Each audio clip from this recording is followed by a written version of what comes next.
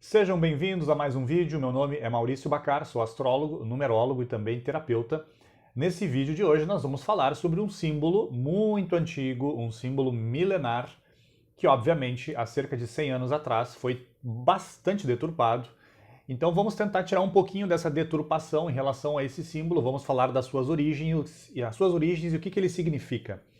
Então basicamente esse símbolo que há mais ou menos 100 anos atrás foi um pouco deturpado, ou como falei, bastante deturpado, a suástica que tem essa ideia de uma cruz. A tradução para essa palavra suástica é cruz. Então a cruz não tem a ver com a cruz cristã, mas com a cruz de braços iguais. Então a cruz, ela representa o quê? Os 4 elementos da natureza em movimento. E obviamente dentro da astrologia são 4 elementos. Dentro da alquimia, 4 elementos. Ou seja, a observação dos antigos em relação à natureza, em relação aos planos da natureza e em relação à manifestação do ser humano dentro desses planos, era uma observação para entender como que o ser humano devia agir de acordo com esses 4 elementos, com uma boa relação com esses 4, para chegar numa síntese e o que seria aquele 5º elemento, o elemento central.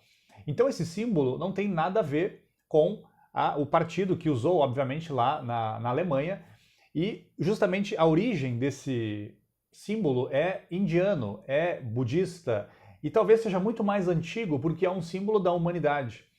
E na Índia, mais de 2 ou 3 mil anos atrás, já foram encontrados esses símbolos. Temos também, como falei, esse símbolo vinculado ao budismo, e outras tradições também utilizaram esse símbolo. E basicamente na Índia, quando nós observamos essa suástica, essa cruz, através de 2 pontos de vista, a gente vai ver que eles usavam esses 2 modelos, esses 2 movimentos, um girando para a esquerda e um girando para a direita. E justamente cada um deles tinha um simbolismo, mas ambos representam esses 4 elementos em movimento. Então vou colocar aqui na tela as 2 cruzes, né, esses 2 símbolos, para justamente falar do simbolismo de cada uma delas. Então vou colocar aqui na tela. A suástica da esquerda, o símbolo da esquerda, representa o que a Índia chamava de Vishnu Swastika. É o símbolo da construção. Por quê? Porque esse símbolo está girando como se fosse um giro de um catavento para a direita. O símbolo da esquerda. E o símbolo da direita, que foi que justamente o partido alemão usou durante um tempo, é a Shiva Swastika. E Shiva Swastika é o símbolo da destruição ou da guerra.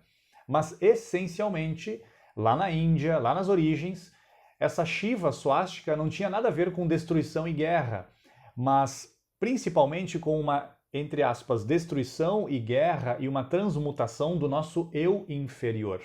Esse é o símbolo dessa cruz, que, digamos assim, gira para a esquerda, né? Como se fosse um catavento girando para a esquerda, e foi justamente esse símbolo que foi usado há mais ou menos 100 anos atrás. Então o que nós observamos aqui? São símbolos da humanidade. São símbolos que representam o movimento da natureza. A natureza está se movendo. Terra, água, ar e fogo. Dentro da astrologia também se estudam esses 4 elementos, e para a gente entender dentro do mapa astral qual é a nossa natureza, como a gente age, como a gente sente as coisas. Então o que a gente vai percebendo? Que, de fato, a natureza ela se expressa em vários planos, mas os planos que nós, seres humanos, captamos são esses 4. O elemento terra, água, ar e fogo. Que na astrologia, o elemento terra está conectado com uma natureza mais prática, com essa coisa mais concreta. O elemento água, na astrologia, com um plano emocional. O elemento ar com um plano mental mais abstrato, e o elemento fogo com um plano mental mais ativo. Já na chave da alquimia é uma outra leitura. O elemento terra, sim, conectado com essa natureza prática. O elemento água, né, no caso prática e física. O elemento água conectada com a energia vital que está em toda a natureza. O elemento ar conectado com o plano emocional, e o ar tem a sua instabilidade natural. E o elemento fogo, na alquimia e nas chaves orientais, está conectado com a mente, a percepção mental das coisas. Então, quando nós observamos uma cruz de braços iguais, seja qual for a tradição, e essa cruz é muito mais antiga que a cruz cristã, Nós estamos vendo ali o movimento da natureza em evolução, o movimento do ser humano em evolução para atingir um novo estado de consciência. E se nós pegarmos o Egito, por exemplo, o Egito e outras tradições têm os obeliscos, que são aquelas pedras de 4 lados e que lá em cima se unem num ponto final, que é o 5º elemento. O obelisco é como se fosse a própria cruz, que é uma cruz gamada, né, que nós podemos chamar de suástica também. Então o obelisco é essa cruz gamada que se eleva. Então ela é um símbolo idêntico, mas claro, representado de outra forma, mas para representar justamente a mesma coisa. É através dos 4 elementos que nós vamos evoluir. É através de uma boa relação com a mente, com as emoções, com o nosso corpo, com a nossa energia, que a gente vai despertar. Se esses 4 elementos não estão ordenados, equilibrados, harmônicos, não tem como o sol interior se expressar. Não há possibilidades dessa energia espiritual fluir através de nós. Então é preciso que esses 4 elementos estejam bem conectados, bem ordenados, bem harmonizados, como eu falei. E esse é o intuito, claro, da astrologia, da numerologia e de vários ramos do conhecimento hoje que servem para ajudar no despertar da humanidade.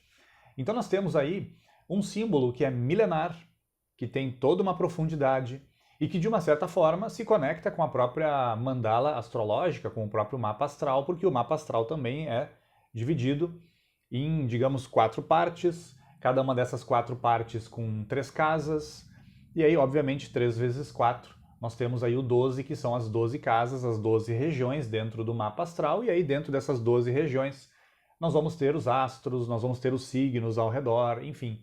Então a astrologia, de uma certa forma, também tem uma forte conexão com esse símbolo. Mas, repito, a deturpação feita, a vinculação feita há mais ou menos 100 anos atrás, acabou tirando toda a riqueza desse símbolo.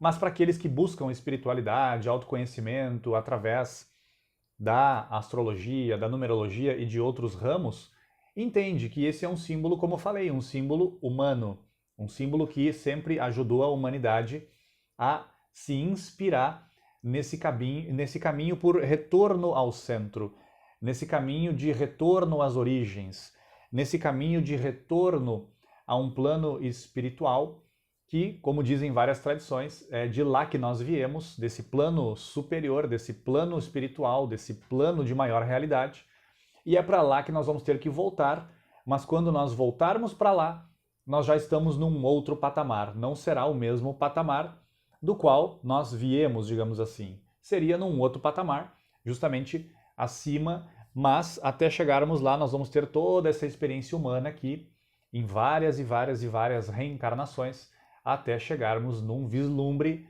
daquilo que é real, ou aquilo que é um pouco mais real para nós, que, considerando que somos seres humanos, não seríamos somente um corpo físico, não seríamos somente uma mente ou emoções, seríamos algo mais do que isso. Mas esse é o trabalho individual, cada um faz o seu esforço, cada um busca o seu despertar, mas obviamente em conjunto a gente vai se ajudando e vai tentando justamente aprender com os acertos e os erros dos demais também. Então aqui ficam essas reflexões sobre esse símbolo milenar, um símbolo muito antigo. E caso você gostou, deixe seu like e compartilhe aí com quem você acha que precisa ouvir essas breves palavras, essas breves reflexões. Se ainda não é inscrito ou inscrita no canal, por gentileza se inscreva e ative o sininho para receber todas as notificações. E até o próximo vídeo. Um fraterno abraço a todos vocês.